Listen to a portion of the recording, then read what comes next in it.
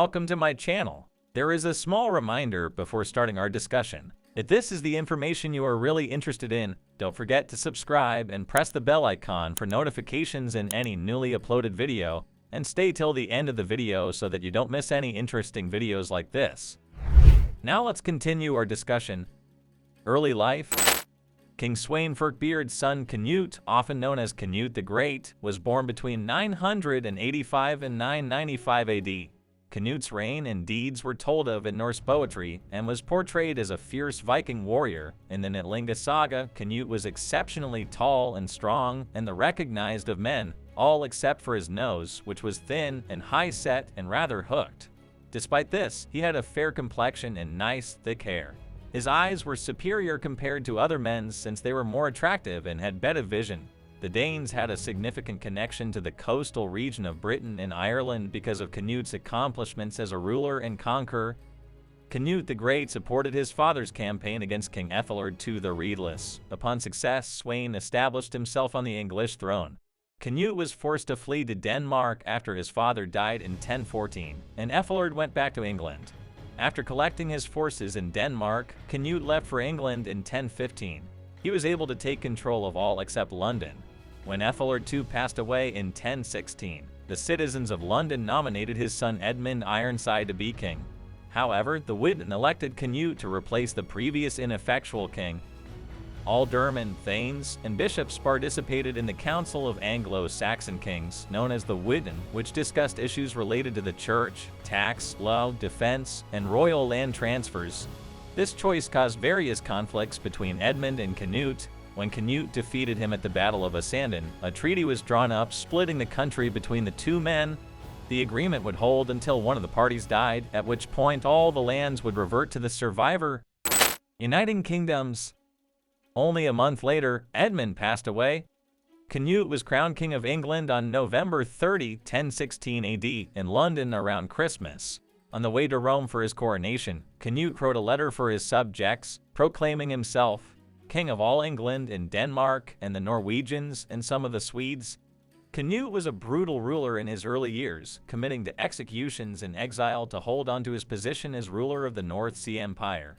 The death of Edmund Cnut engineered the murder of Edmund Ironside's brother, chased Edmund's children out of England and into safe Hungary, and had many of his prominent English rivals killed. After a few years, when his rule was more secure, he changed his approach and gave more Saxons into positions of power. Cnut divorced his wife Elgiva and got married to Emma of Normandy, Ethelred's widow. Cnut ruled a vast empire surrounding the North Sea after ascending to the crown of Denmark in 1019 and of Norway in 1028.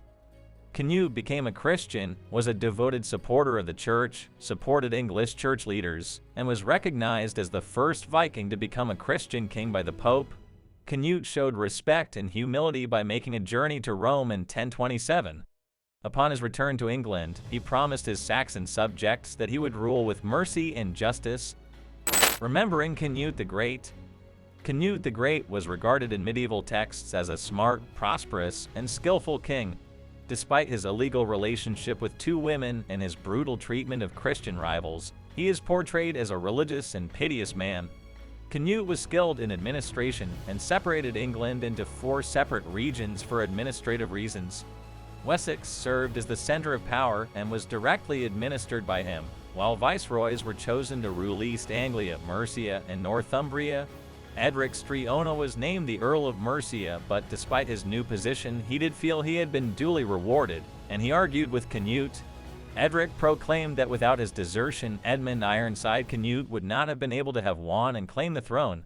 Cnut said that a person who betrays one master is sure to do the same to another, and during their conversation, Eric of Northumbria hit Edric with a battle axe, and his head was placed on a spike on London Bridge.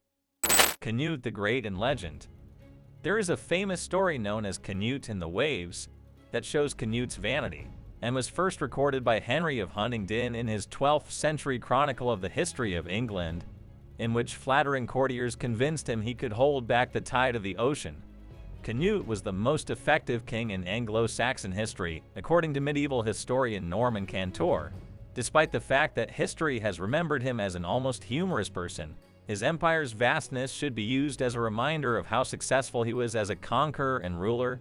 Cnut insisted that Edgar the Peaceful's structure of government continue to be followed in his kingdom, which increased his popularity and gave him more power.